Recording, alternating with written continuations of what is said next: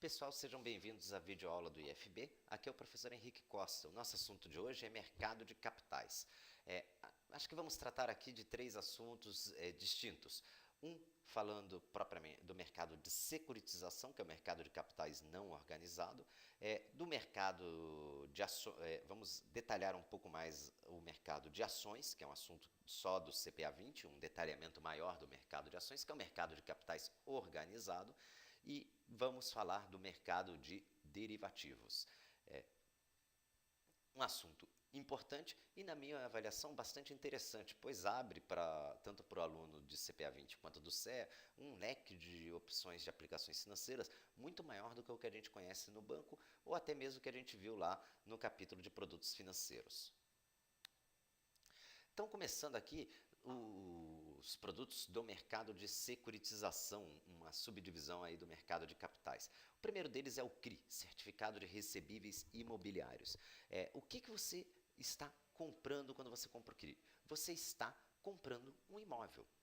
Basicamente é isso, você está comprando um imóvel. Ah, mas só um imóvel? Não, um conjunto de imóveis. Como é que funciona isso? Uma construtora quer construir um prédio. Normalmente não é só um prédio ela faz com dinheiro próprio. Mas se ela quer construir 20 prédios, dificilmente ela terá dinheiro para isso e dificilmente ela conseguiria um empréstimo num banco só. O que ela faz? Ela lança um CRI, ela contrata uma securitizadora e lança um CRI no mercado. E aí você, investidor, vai lá e compra esse CRI. O que você passou a ter? Você passou a ser dono daquele imóvel, daquele conjunto de imóveis, de uma fração daquele conjunto de imóveis. Esses imóveis, o que pode ser feito com eles? Eles podem ser vendidos à vista, ou financiados pelo banco, tanto faz para a construtora, e aí você vai receber, quando o imóvel ficar pronto, todo o dinheiro da venda do imóvel, pagou um valor hoje, e vai receber o dinheiro do imóvel no futuro. Esse imóvel pode ser financiado direto pela construtora, e aí você vai receber as parcelas desse financiamento, ou esse imóvel pode ser alugado, e aí você vai receber os aluguéis, ou seja, nunca vai resgatar o CRI, você vai ficar recebendo aluguéis. É isso que você está aplicando. Tem essas três modalidades de CRI, sempre é descrito como será o recebimento do CRI. Percebe que você vai pagar um valor hoje, e daqui, quando o imóvel ficar pronto, a construtora vai vender pelo valor de mercado. Portanto, ou alugar pelo valor de mercado. Portanto, isso aqui tem um risco de mercado. Ninguém sabe qual vai ser o valor do imóvel na hora da venda ou o valor do aluguel na hora que for colocado para alugar. Isso é um risco do investidor. Além disso, você tem um risco de liquidez. Por que você tem um risco de liquidez?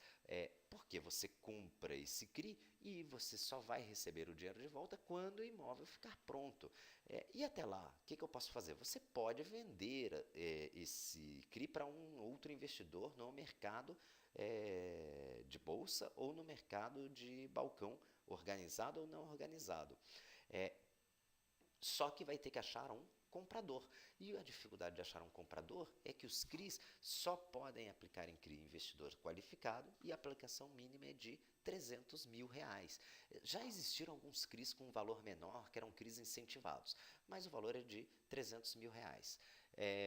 E você corre um risco de crédito, nas operações onde se parcela, onde você vai financiar o imóvel, ou nas operações onde tem aluguel. Porque quem paga o aluguel ou quem paga a parcela pode efetivamente não pagar, dar o calote. E aí você toma o imóvel, entra na justiça, mas a ideia era ter o dinheiro. Além disso, todos os produtos do mercado de securitização vão apresentar um risco de contraparte.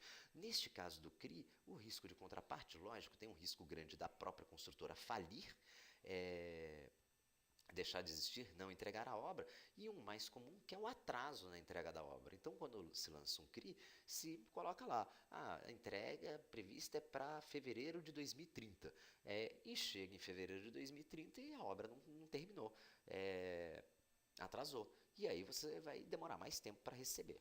Então, é sempre um risco de contraparte que tem aí.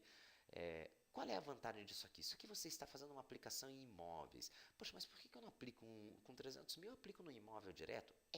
Mas o CRI tem duas vantagens. Uma, diversifica, porque você passou a ter uma fração de um conjunto de imóveis. Então você está bem diversificado, não corre risco de um imóvel só.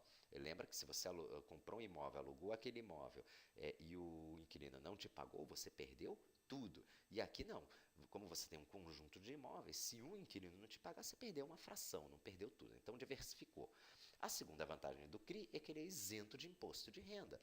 Quando você aplica direto em imóvel e aluga o imóvel, tem ganho de capital com o imóvel, você tem que pagar imposto, 20%. No CRI não. No CRI os rendimentos do CRI estão isentos. Tem também um outro título, que é o CRA, Certificado de Recebíveis do Agronegócio, mesmas características do CRI, a única diferença é que, ao invés de ser um imóvel, é uma safra do agronegócio. Esses dois títulos sempre são emitidos por empresas securitizadoras.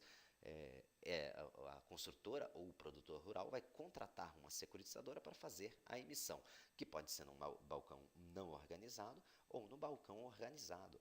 E aí, se for no balcão organizado, vai ter uma série de exigências da CVM. Lembrando que, como é um título privado, isso será custodiado na CETIP. Lembrando que a isenção é só para pessoa física, pessoa jurídica paga imposto sim, pela tabela regressiva. Quem compra o CRI? Normalmente os fundos de investimento imobiliários. Os fundos de investimento imobiliários podem comprar os imóveis direto, mas normalmente eles preferem o CRI por uma questão de ter uma liquidez um pouco maior. O fundo de investimento imobiliário, o que ele tem que fazer? Ele tem que investir em imóveis prontos ou na planta. Sempre tem que estar investindo em imóvel. E o investidor vai receber tanto o aluguel, se o fundo imobiliário tem tem imóveis alugados, ele vai receber o imóvel, e quando o fundo vende um imóvel com valorização, o investidor também recebe a valorização desse imóvel. Eles sempre são fundos fechados. Por quê? Porque vender imóveis, mesmo que seja ou vender um CRI, tem um risco de liquidez alto, ou seja, não dá para dar liquidez num fundo desse, não dá para dar o resgate diário. Eles sempre são fundos fechados. Aí, que se eu precisar do dinheiro? Você pode vender as suas cotas para outro investidor na bolsa. Todos os produtos financeiros você pode vender para outro investidor na bolsa. A única exceção é o RDB, que é um título bancário que não permite negociação para terceiros. Todos os outros títulos podem ser negociados com terceiros, sim. O fundo pode, enquanto troca de um imóvel para outro, deixar 25% do dinheiro parado em renda fixa e não pode operar com futuros. A grande vantagem desse fundo é que ele não tem taxa de administração. Ele distribui 95% dos rendimentos para os seus cotistas. E o administrador do fundo fica com 5% dos lucros desse fundo. Dos rendimentos desse fundo. Veja que os rendimentos normalmente estão isentos de imposto. O fundo imobiliário ele precisa cumprir 3 regras, para essas 3 regras aqui para ser isento de imposto. Mas veja, a isenção é só para a pessoa física e é só sobre os rendimentos. O que é o rendimento? É o dinheiro que você vai receber dos aluguéis e da valorização dos imóveis do fundo. Isto é isento de imposto. Desde que o fundo obedeça as 3 regras, normalmente os fundos obedecem. Nenhum cotista tem mais de 10% das cotas. As cotas são negociadas ou em bolsa, em mercado de balcão organizado, que é o mercado das corretoras de valores, e ele tem que ter pelo menos 50 cotistas. Se não obedecer essas regras, ele vai pagar 20% de imposto sobre o aluguel e a valorização do imóvel, retido na fonte, tudo bonitinho. Já a pessoa jurídica sempre paga imposto, não tem isenção. E muita atenção, a isenção é para os rendimentos. No fundo imobiliário você pode ter ganho de capital nas cotas, ou seja, você vai lá, compra na bolsa uma cota por R$1.000 e vende ela por 1.200. Veja que você teve um ganho de capital de 200. Isso não é rendimento do fundo, isso é ganho de capital. Você não ganhou isso por causa dos aluguéis nem valorização do imóvel. O que valorizou foi a sua cota. Neste caso, você teve ganho de capital e aí é tributado sempre, mesmo pessoa física e jurídica, ganho de capital sempre é tributado. No caso de fundo imobiliário, 20% sobre o ganho recolhido via DARF, mesmo processinho de ações. Vai ser recolhido via DARF. Então, no ganho de capital tem imposto sim. Não rendimento, se obedecer as 3 regras, está isento de imposto. Se não obedecer, vai pagar 20% também de imposto e vai ser recolhido na fonte. Se for pessoa jurídica, sempre paga o imposto. CPR.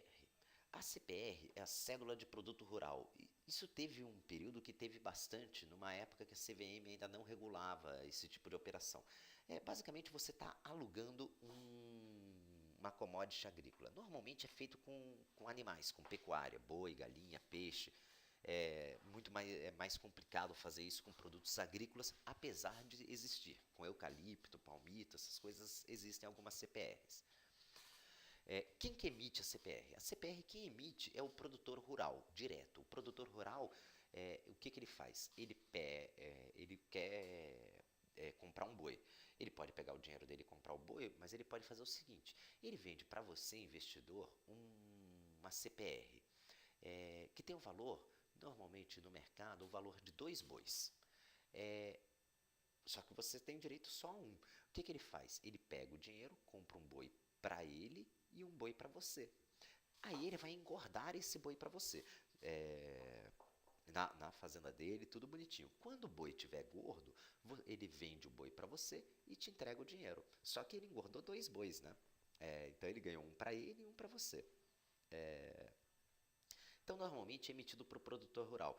Mas quem garante que o boi está lá? As securitizadoras. Então, a CPR precisa ser auditada por uma securitizadora. Só que isso ainda traz alguns riscos. Tem um risco de mercado, porque por quanto que o produtor rural vai vender o boi, a galinha, o peixe, o que seja? Pelo valor da arroba na hora da venda. Tem um risco de liquidez, que não tem resgate antecipado. Vai ter que esperar o boi, a galinha, o avestruz, o peixe engordar.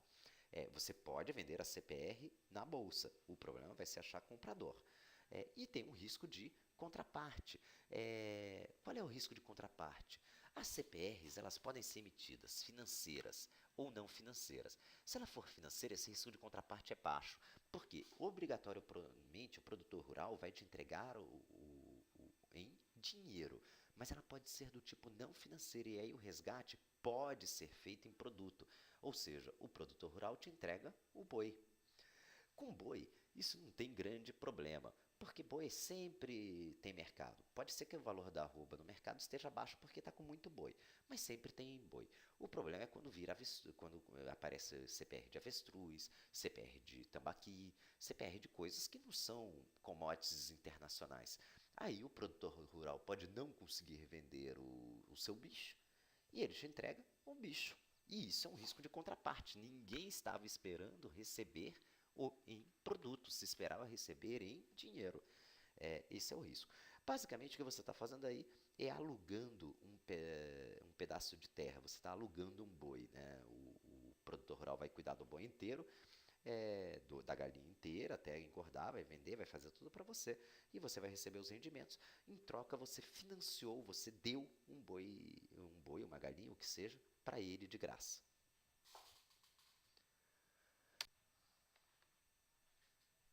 Outro título comum é a cédula de crédito bancário, que é emitido por quem? Por empresas de pequeno porte e por pessoas físicas. Todo contrato no banco, quando você faz um contrato de compra de empréstimo no banco, você vai assinar uma cédula de crédito bancária. Nem de assinar nota promissória, assinar o contrato, você vai acabar assinando uma cédula de crédito bancária. Essa cédula de crédito bancária você poderia assinar para qualquer um, poderia assinar para mim.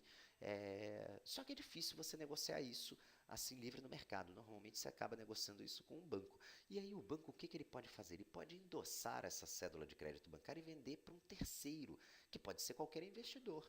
Aí você está pagando juros, acredita que é para o banco, mas o banco cedeu o seu direito, o direito de receber os juros, para um terceiro. E, na verdade, você está pagando juros e quem vai te cobrar é um terceiro, não é o banco mais, que o banco vendeu essa dívida. Vendeu para quem? Normalmente, você pode vender isso para um investidor qualquer, mas normalmente é vendido para um FDIC. O FDIC é um fundo de direito creditório. pode fazer CCBs, receber CCBs direto do cliente final, ou seja, eu posso bater na porta de um FDIC e pegar um empréstimo do FDIC, mas o normal é eles comprarem dívidas dos bancos. Ah, aquela dívida que deu calote? Não, todo tipo de dívida. Tem FDIC especializado em dívida inadimplente, dívida de calote, e tem FDIC especializado em dívida adimplente, dívida que está pagando. Por quê? Porque o banco, na verdade, se interessa pela taxa, por taxa, não por juros. Ele está muito mais interessado em ganhar dinheiro com a taxa, com a taxa de abertura de crédito, tarifas e outras coisas. Então, como é que o FDIC funciona? Ele capta dinheiro do investidor, entrega cotas, como um fundo qualquer, e com esse dinheiro ele compra direito creditório. Ou ele opera direto no mercado, ou ele compra isso de bancos. É como se fosse uma factoring, só que com capital de terceiros, não com capital próprio do dono. Você, investidor, passa a ser um banqueiro. Você passa a receber 100% da taxa de juros cobrada do cliente. Então, aquele empréstimo de 3% ao mês que você fez para o seu cliente, se ele foi para um FDIC, o investidor disso passou a receber 3%. Qual é o problema? Risco de crédito. Risco de crédito é muito elevado. Por quê? Porque esses clientes de pequeno porte do banco, eles podem dar calote, e aliás dão com frequência. E aí você também perde, né? Você não tem aquele direito creditório, mesmo que seja pelo meio do FDIC, você tem o direito creditório. Se o camarada deu calote, você perde. Todo FDIC tem que aplicar pelo menos 50% do dinheiro nesses tais direitos creditórios. E o risco de crédito fica elevado. Exatamente por isso, foi criada a cota subordinada. Então, como é que funciona isso? A cota, sempre que um FDIC vende uma cota para um investidor, a chamada cota sênior, sempre que o FDIC vende uma cota para o investidor, ele, FDIC, tem que comprar para ele uma cota subordinada. Se der calote, quem perde primeiro é a cota subordinada. Depois começa a impactar a vida das cotas sêniores. Ele tem preferência no resgate e no rendimento. A cota subordinada que vai absorver a inadimplência primeiro. Isso para diminuir um pouco o risco de crédito do FDIC. Lembrando que a aplicação mínima num FDIC é de 25 mil. A menor cota de um FDIC é 25 mil. E vários deles são apenas para investidores qualificados. Falando agora, detalhando um pouco mais o mercado de ações, só retomando aí o que a gente falou nos produtos financeiros. Ação, você é a menor fração do capital de uma empresa, você se torna dono de uma empresa e passa a participar do lucro. Lembrando que tem ações ordinárias, que você tem direito a voto, e ações preferenciais, que você tem a preferência na hora de receber os dividendos. Isso tudo nós já falamos. Como é que são recebidos esses dividendos, esses lucros lá nas ações? Você pode receber de 3 formas, pode ser dividendo, que é o lucro pago em dinheiro, bonificação, lucro pago na forma de ação, ou ainda juros sobre capital próprio, que é um lucro pago em dinheiro, só que sob o nome de juros. E lembrando que quando se paga juros sobre capital próprio, o investidor tem que recolher imposto. Dividendo e bonificação está isento. Você ainda pode receber o bônus de subscrição, que quando a empresa vai vender novas ações no mercado, ela pode, quem tem o direito de comprar essas ações, a preferência de comprar essas ações, são os atuais acionistas para manter a sua participação na empresa. Ele pode pegar, a empresa entrega aí um bônus de subscrição, que é uma preferência, ele vai lá, se exercer, ele mantém a participação. Se não exercer, ele vai ser diluído na sociedade, porque as ações vão ser vendidas para terceiros. E as ações podem ser preferenciais e ordinárias. Agora entrando no nosso assunto propriamente dito. As empresas podem fazer o que a gente chama de operação de split e implit. O que é uma operação de split? Uma operação de split é quando uma empresa pega uma ação e divide em 2 ou mais ações. Para que ela faz isso? Para reduzir o risco de liquidez. Uma ação de R$100, R$120 é difícil de vender. Por quê? Porque normalmente as ações custam R$30 e os investidores têm R$30 para comprar outra ação. Se eu tenho uma ação que vale 120, fica difícil poucos investidores têm R$120 para comprar uma ação minha. O que a empresa pode fazer? Ela splita, divide uma ação de 120 em 4 de 30. Fica muito mais fácil para eu, investidor, negociar no mercado. Repara que eu não ganhei nada propriamente no split. Eu tinha uma de 120, agora passei a ter 4 de 30, que dá 120 do mesmo jeito. Só que facilitou a minha negociação, diminuiu o risco de liquidez. Outra coisa que a empresa pode fazer é o implit, que é juntar duas ou mais ações em uma. Isso é para reduzir o risco de mercado. Imagina uma ação que custa 10 centavos. A menor variação que ela pode ter é de 1 centavo. Então ela pode cair de 10 para 9 centavos. Isso é 10% de queda. É a menor variação dela. Ou ela sobe 10 ou ela cai 10%. O que a empresa pode fazer? Pode pegar 10 ações e juntar em uma. Então eu tinha lá 10 ações de 10 centavos, passei a ter uma de R$ 1.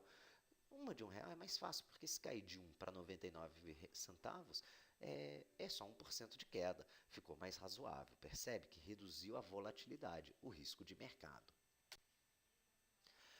A liquidação e custódia no mercado de ações, ninguém precisa saber o detalhe do que acontece nesses 3 dias, isso é mais para informação para vocês. O importante é você saber que a CBLC só vai te entregar o dinheiro quando você vende uma ação daqui a 3 dias. E você só é obrigado a pagar pela ação também depois de 3 dias. Normalmente a corretora bloqueia o dinheiro à vista, mas você só será obrigado a pagar essa ação efetivamente daqui a 3 dias. Isso vem do tempo que a operação era toda manual, por isso que tem esse prazo. Hoje em dia ele ainda é respeitado para permitir que você opere sem dinheiro. Ou seja, se você comprar e vender ações no mesmo dia, como você não tem que pagar à vista, você pode comprar e vender sem dinheiro. A Bolsa também criou os níveis de governança corporativa. A intenção da Bovespa é que todas as empresas estejam participando da governança corporativa, ou seja, sejam melhores para os investidores, sejam mais transparentes, com mais compromisso com os investidores. E ela criou 3 níveis. No nível 1, o que é importante você saber? Você pode tentar decorar todas as regras do nível 1. Tem 4 páginas lá na Bovespa explicando como é que funciona isso. Todas essas regras têm relação a deixar as informações mais transparentes. Este é o objetivo do nível 1.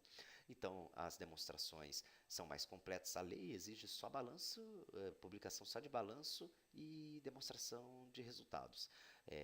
No nível 1 você vai ter que mostrar fluxo de caixa, vai ter que fazer documento de origem e análise dos recursos, o balanço tem que ter nota explicativa, a auditoria tem que ser feita por uma empresa de renome e, além disso, vai ter que deixar 25% no que a gente chama de free float, ou seja, 25% das ações da empresa tem que estar livres, sendo negociadas livremente por acionistas minoritários na Bolsa de Valores.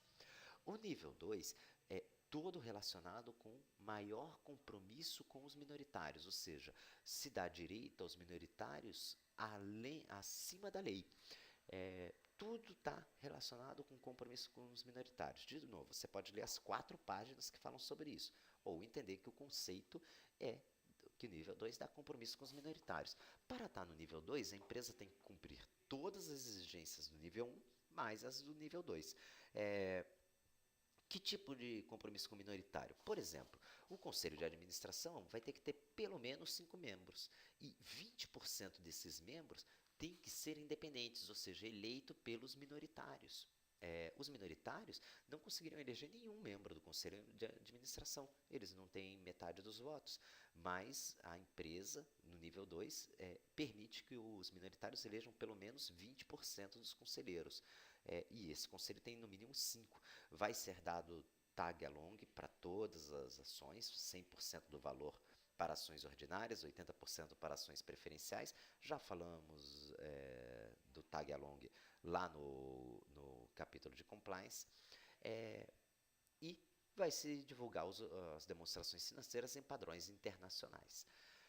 Fora isso, o grande sonho da Bovespa é que estejam todas as empresas no chamado novo mercado. No novo mercado, além das exigências no nível 2 e no nível 1, só vai se trabalhar com ações ordinárias, não terá ações preferenciais, ou seja, todas as ações serão iguais.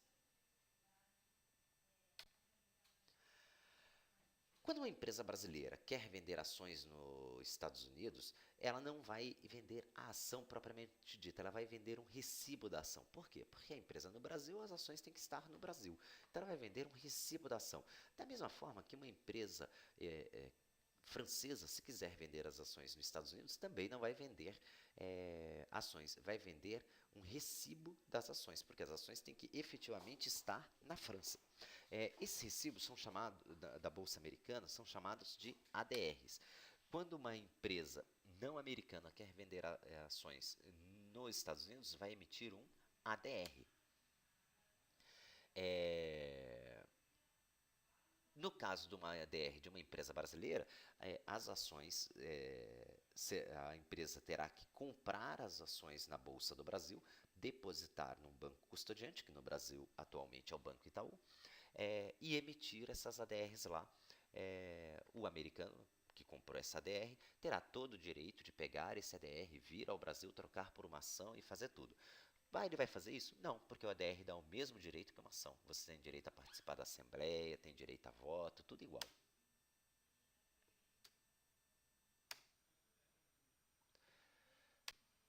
Já o BDR é o processo oposto. Enquanto o ADR, uma empresa não americana que queira negociar nos Estados Unidos, vai emitir um EDR, o BDR é o processo oposto. Quando uma empresa não brasileira quer emitir ações na Bolsa do Brasil, ela vai emitir o BDR, ou seja, ela vai emitir uma ação lá no país dela, custodiar em algum banco, e no Brasil vai emitir um BDR.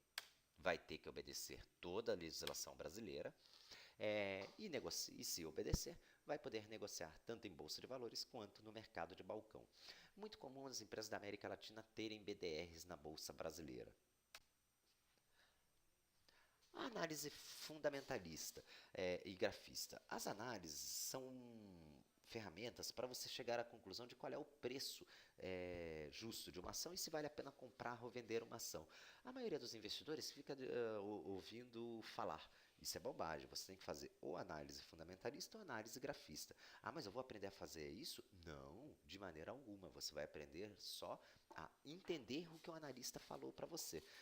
Quando você pega um analista fundamentalista, o que ele está analisando é a projeção de resultados da empresa, ou seja, o balanço. Ele vai pegar os resultados atuais, vai projetar resultado, vai ver o cenário econômico, tudo com dados em balanço e vai avaliar se essa empresa, qual é o preço justo dessa ação. Quando você chega e ouve um analista falando, olha, nós esperamos que a ação da CSN bata R$30. É o preço justo dessa ação. Isso é uma análise fundamentalista. Quando você ouve um analista falando, olha, o preço dividido pelo lucro de uma ação está em 17, o correto era estar em 13. Isso é uma análise fundamentalista. Tudo isso são análises fundamentalistas, são analistas falando, recomendando compra ou venda de acordo com projeções de resultados. Para você aprender a fazer isso, você vai ter que estudar aí uns 6 meses. Lembra que, para quem fez faculdade de administração ou pós-graduação em administração, MBAs e afins, lembra lá dos índices de liquidez corrente, seca? Essas coisas são todas ferramentas da análise fundamentalista.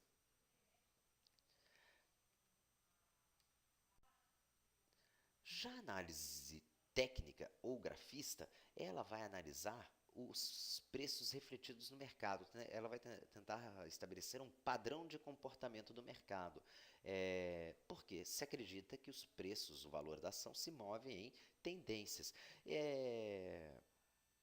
Ele não está preocupado, como fundamentalista, em saber as razões por que a bolsa está subindo ou caindo, determinada ação está subindo ou caindo. O que ele está preocupado é apenas em ver o gráfico. Ele vai analisar um determinado gráfico, vai pegar um período e fazer as tais linhas de resistência e suporte. Ele pode fazer isso de várias formas.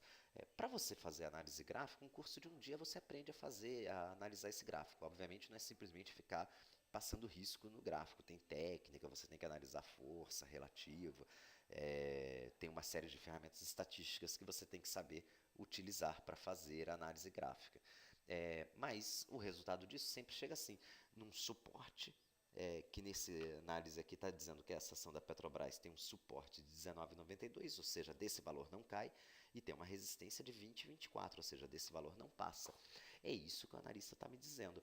Então, quando a ação bater R$19,92, é bom comprar. Quando ela bater 20,24, é bom vender. Ah, mas ela nunca mais vai passar de 20,24?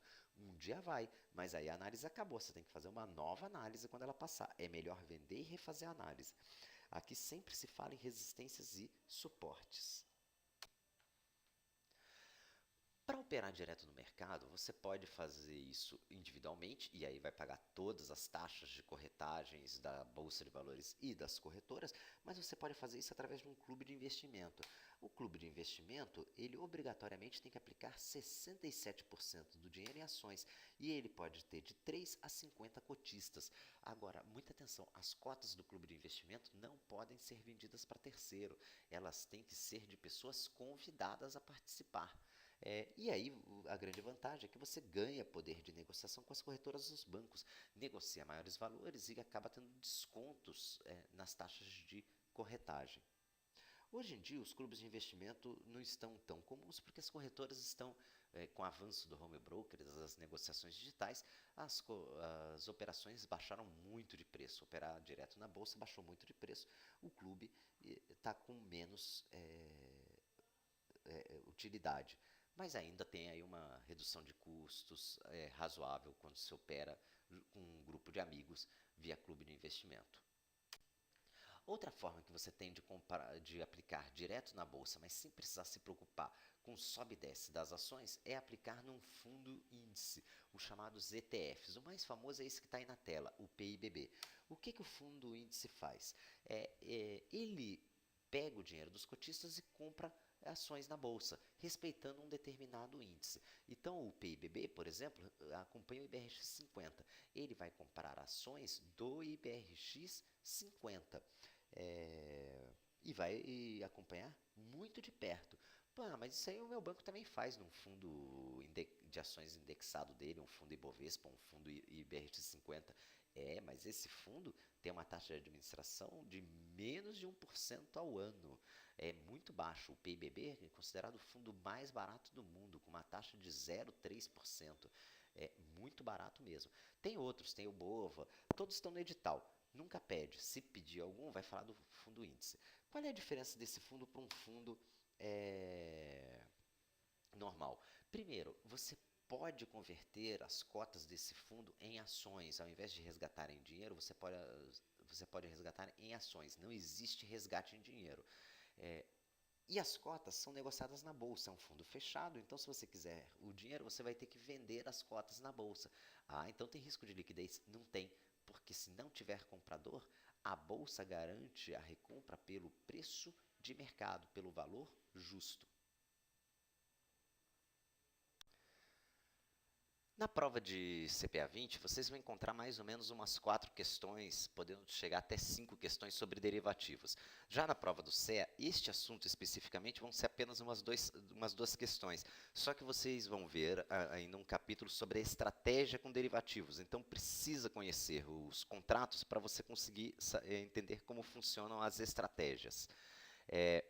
Derivativos não é um assunto dos mais simples da prova.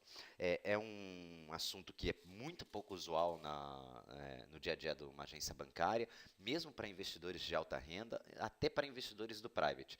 Eles têm as suas utilidades, têm uma série de movimentações para quem sabe operar. Pode ter ganhos tributários bem interessantes, pode ter retirada de patrimônio sem venda de ativo, mas é um assunto que pouca gente domina. Se você quiser efetivamente operar com derivativos, existem diversos cursos no mercado e diversos livros. Para você ter uma ideia, derivativos chega a ser um MBA de 1 ano e meio, para você conseguir operar os derivativos de uma forma mais consistente. Agora, isso aqui é uma introdução. Que é o que a Ambima vai pedir na prova. E só por essa introdução já te permite aí dar alguns aconselhamentos aos clientes, que é o objetivo da Ambima. Então, apenas para conceituar o que é um derivativo. É um produto de renda variável. Como já falamos, quando você está na renda variável, você passa a ser dono de alguma coisa. Já vimos que se você quiser ser dono de uma empresa, você compra uma ação, aí você passa a ser sócio daquela empresa. Se você quiser ser dono de um imóvel, você pode comprar um CRI ou fazer isso por intermédio de um fundo imobiliário. Já se você quiser ser dono de um contrato, você vai operar um derivativo, é um contrato de derivativo. O que é um contrato de derivativo? O próprio nome já diz, deriva de um ativo, ou seja, é um contrato de compra e venda de algum ativo quando? No futuro. Então, todos os contratos de derivativo são contratos de compra e venda no futuro de algum ativo. Poderia ser de um imóvel, poderia ser de uma cadeira, poderia ser de um carro, do que você quiser. Sempre que você faz um contrato de compra e venda de alguma coisa que vai acontecer no futuro, é um contrato de derivativo. É um contrato de compra e venda no futuro. No caso do mercado, nós vamos tratar de ativos financeiros. Que ativos financeiros? Pode ser contrato de compra e venda de ações, de dólar, de ouro, de commodities agrícolas como açúcar, café, milho. Pode ser o contrato de qualquer ativo financeiro. O mais comum são contratos de compra e venda de ativos financeiros de renda variável ou de juros futuros, de uma taxa de juros futuros.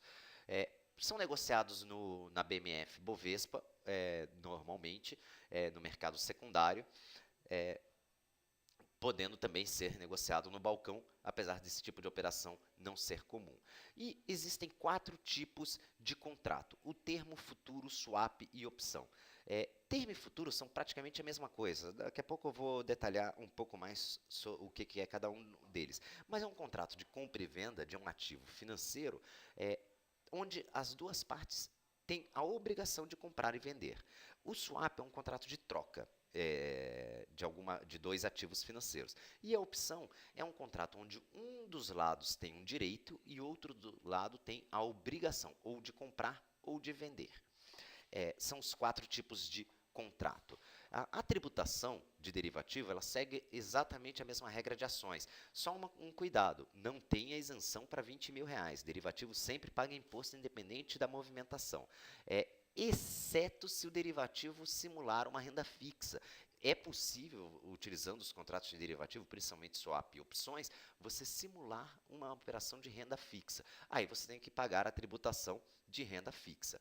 E aí eu chamo de novo a atenção nesse último item que está no slide.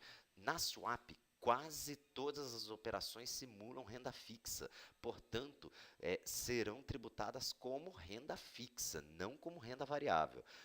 Muita atenção que, se por acaso o ativo da swap for um produto de renda variável, ele vai ser tributado como renda variável. Mas, normalmente, a swap simula renda fixa, são trocas de fluxos financeiros de renda fixa, portanto, tem que tributar como renda fixa.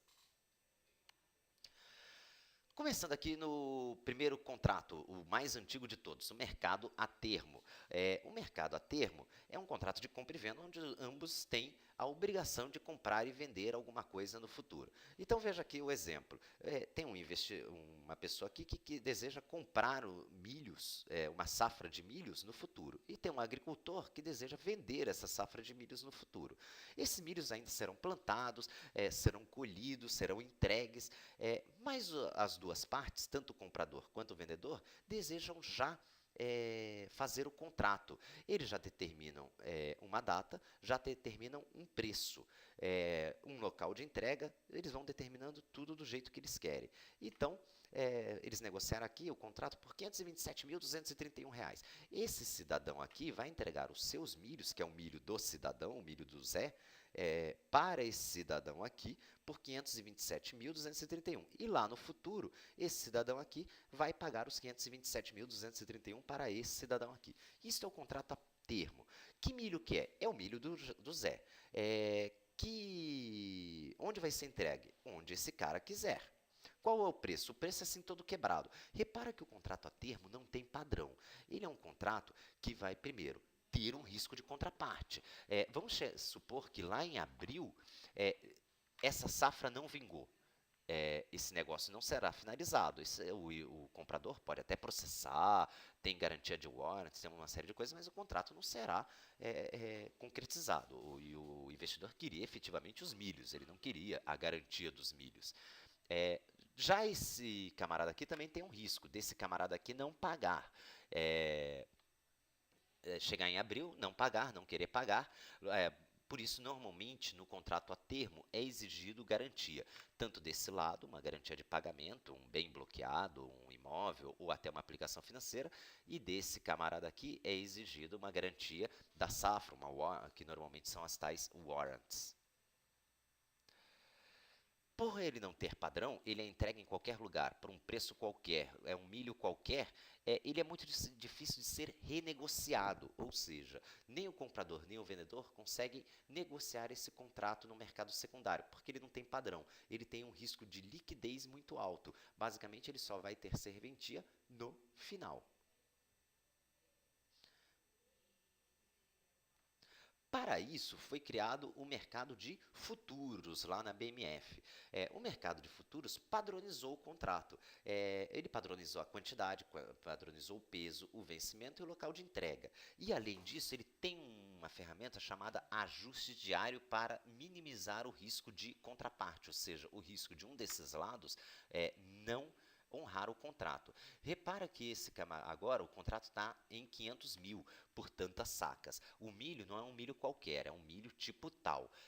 O local de entrega não é um local de entrega qualquer, por exemplo, no Porto de Santos. Tudo está padronizado. E, além disso, vai existir um ajuste diário. Vamos supor que eles fizeram um negócio hoje por 500 mil. Amanhã, essa safra passou a valer 600 mil. O comprador se deu bem, percebe? Por quê? Porque ele vai ter o direito de comprar por 500 mil uma coisa que hoje poderia ser vendida por 600. Este vendedor aqui terá uma tentação a não honrar o contrato. O que ele tem que fazer então? Ele que perdeu já tem que deixar de garantia, o que a gente fala de chama-margem, 100 mil reais em favor desse aqui. É como se esse aqui tivesse recebido 100 mil reais hoje. Por quê? Porque a safra subiu de 500 para 600 mil hoje. Então, hoje, este camarada aqui já paga essa diferença para esse camarada aqui. É o que a gente, no mercado fala-se que chamou margem do contrato. Da mesma forma, vamos supor que essa safra caia para 400 mil reais. Esse camarada aqui agora está com um mau negócio, ele vai ter que comprar por 500 mil uma coisa que hoje vale 400 mil. Ou seja, ele ficará muito tentado a não honrar o negócio. O que esse camarada faz hoje? Ele já paga 100 mil para esse cara, ele já deixa de garantia 100 mil para esse cara, para compensar a perda. Isso é o ajuste diário. Todo dia se ajusta o contrato. Se a safra subiu, o vendedor paga para o comprador. Se o preço da safra caiu, o comprador paga para o vendedor a perda. Isso é ajuste diário, todo dia é feito. Então, os ganhos e perdas no mercado futuro são ajustados todos os dias. Se você ganhou num contrato de futuro, você vai ganhando todos os dias. Se você perdeu num contrato de futuro, você vai perdendo todos os dias. É diferente do termo em que esse ganho, essa perda, só é efetivamente auferida no final do contrato. No mercado de futuro, não. À medida que você vai perdendo, você já vai pagando a perda. Isso para minimizar o risco de contraparte. Safra é muito difícil de padronizar, muito difícil padronizar o milho, o café, a soja, é muito complexo. Por isso o mercado futuro é muito mais utilizado para coisas mais fáceis de padronizar, como ouro, dólar, juros. Dólar é dólar, ouro é ouro, juros é juros. O mercado futuro é muito mais utilizado para esse tipo, ferro, para esse tipo de situação. O contrato de swap, ele também não é um contrato padronizado, é um contrato de troca. Normalmente, ele é feito ou por pessoas que querem trocar recebimentos que eles têm em dólar por recebimentos em real, ou por pessoas que querem trocar a taxa de juros pré para pós-fixado. Também existe um contrato bastante negociado de trocar uma taxa pós-fixada por uma pré mais inflação. Como é que funciona isso? Vamos supor que eu vou receber dólares no futuro e uma outra pessoa vai receber reais no futuro. Só que eu tenho as minhas despesas em reais. Então, se o dólar cair, de repente o dólar cai tanto que eu não consigo pagar as minhas despesas, que são em reais. Da mesma forma, a outra pessoa tem despesas em dólar. e receitas em reais. Se o dólar subir, de repente o dinheiro que ele vai receber no futuro não é suficiente para cobrir a conta que ele tem em dólares. O que eu posso fazer com essa pessoa? Nós podemos trocar, ou seja, eu passo a receber o que ele tem direito a receber em reais e ele passa a receber o que eu tenho a receber em dólares. Agora ele recebe, a outra parte recebe em dólar e paga em dólar. E eu recebo em reais e pago em reais. Percebe que acabou o meu risco cambial. É muito comum ser feito esse tipo de troca entre exportadores e importadores. Se houver algum desbalanceamento no contrato, é feito um ajuste ali na hora. Mas o contrato de swap normalmente tem este tipo de objetivo. A mesma coisa, taxa pré para pós. Por algum motivo eu não quero ter um pré-fixado, eu quero ter um pós-fixado, e tem uma outra pessoa que tem um pós-fixado e não quer ter o pós-fixado, quer ter um pré-fixado.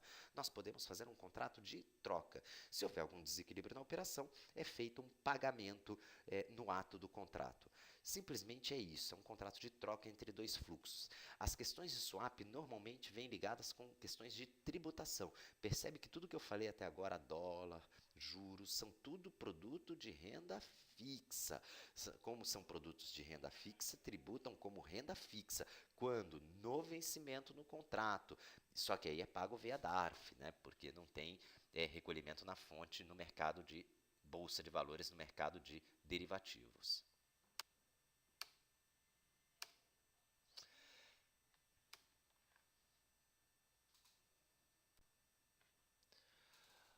O mercado de opções é um mercado onde quem compra uma opção, é o chamado titular da opção, tem o direito de comprar ou vender ações no futuro. E o vendedor, chamado nesse mercado de lançador, possui a obrigação de comprar ou vender essas ações no futuro.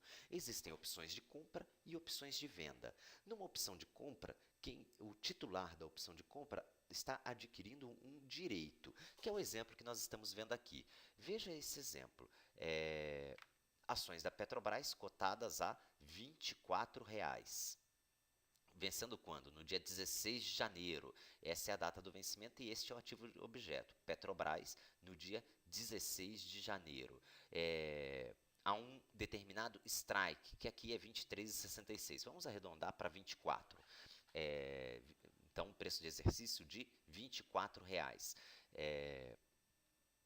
Como eu estou comprando esse direito, sou titular, é justo que, como eu passei a ter um direito, que eu pague um preço, que no mercado de opções é chamado de prêmio. Então, toda opção titular paga um prêmio ao lançador. Nos outros mercados, swap, futuro e termo, pode ter um prêmio, mas não é necessário, pois a operação pode estar equilibrada. Aqui nunca estará no mercado de opções, porque o titular passou a ter um direito. Quem quer ter um direito tem que pagar por isso para alguém que será obrigado a fazer alguma coisa no futuro.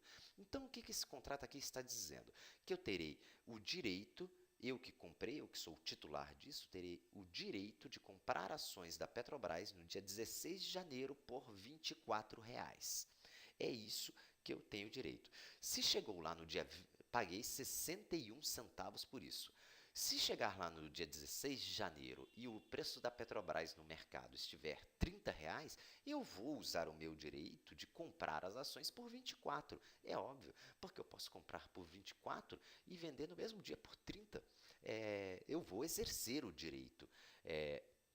A gente fala que quando o preço de mercado é superior, quando uma opção pode ser exercida, é uma opção in the money, ou seja, vale a pena o exercício da opção. Já se a ação no mercado estiver valendo 20 e eu tenho um direito de comprar ela por 24, para que eu vou usar esse direito de comprar a ação por 24 se eu posso ir lá no mercado comprar por 20? A gente diz que essa opção está out the money, ou seja, você não vale a pena exercer. Aí esses 61 centavos que eu paguei de prêmio, perdeu. Não, você pagou isso para o lançador e não terá o direito. Quando você negocia isso e não tem a intenção de ter o ativo, você está fazendo um processo de alavancagem. Na verdade, o que você está com a intenção é de ganhar em cima desse preço. Veja que no meu primeiro exemplo, que a ação estava a R$ 30, eu ganhei R$ 6, apliquei 60 centavos e ganhei R$ 6. Tive um ganho de quase 10 vezes o valor. Já no segundo exemplo, perdi tudo. Eu paguei 61 centavos e agora o preço de mercado é 20, eu não vou exercer, eu perdi todos os 60 centavos, perdi tudo, virou pó. Isto é uma estratégia de alavancagem. Eu estou aplicando em ações da Petrobras, pagando apenas uma fração do valor. 61 centavos por uma ação que está na faixa de R$ 24, sendo cotada no mercado nessa faixa.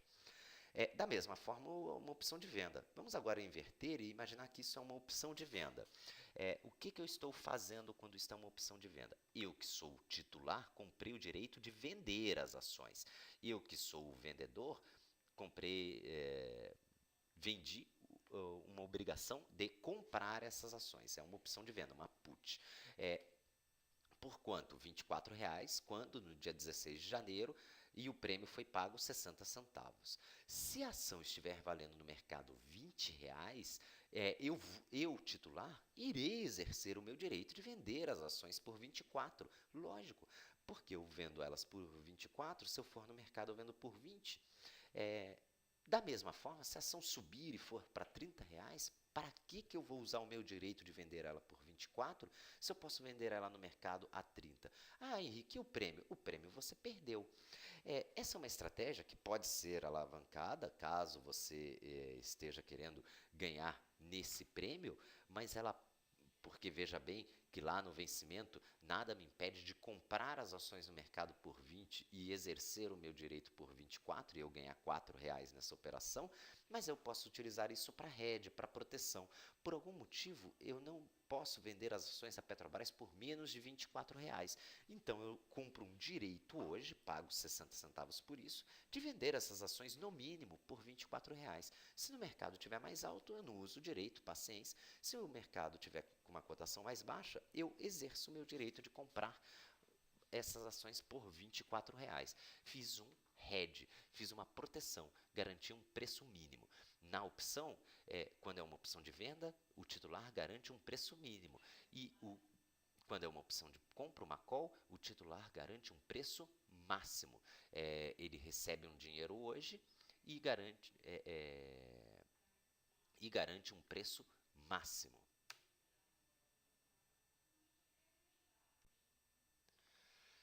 Quando que você exerce? Pois se a opção for do tipo americana, você pode exercer a qualquer momento até a data do vencimento. E se a opção for europeia, você só poderá exercer na data de vencimento.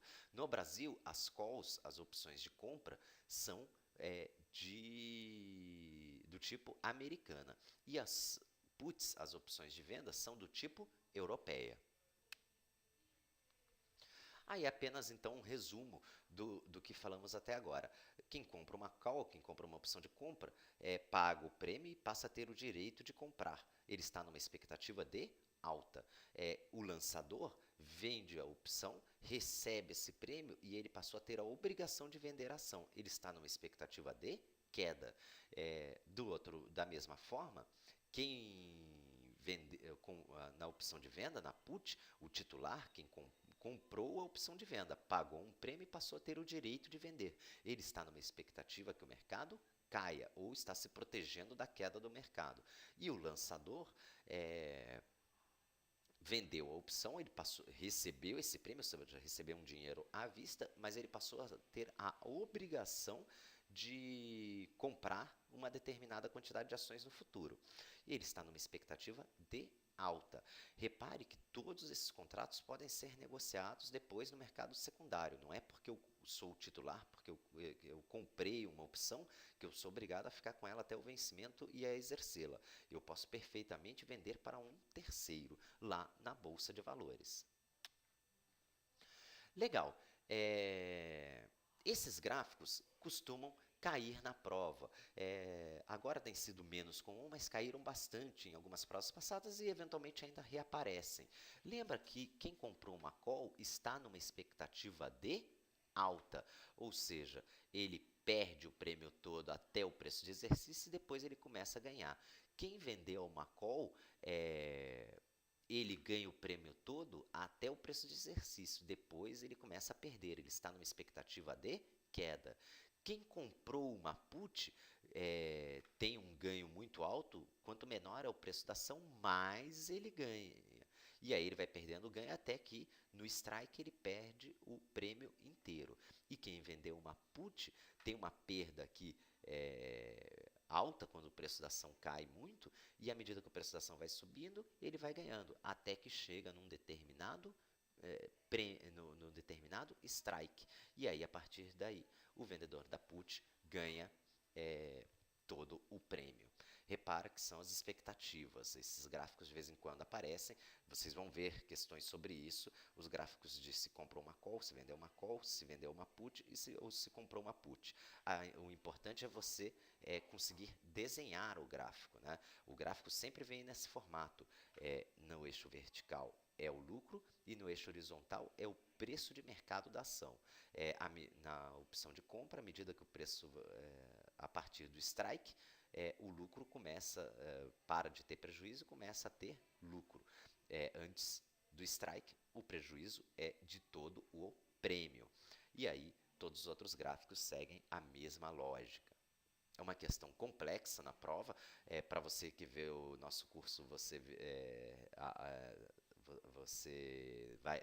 treinou lá esse tipo de questão, inclusive com alguns macetes aí para resolver essas questões de gráfico de opções.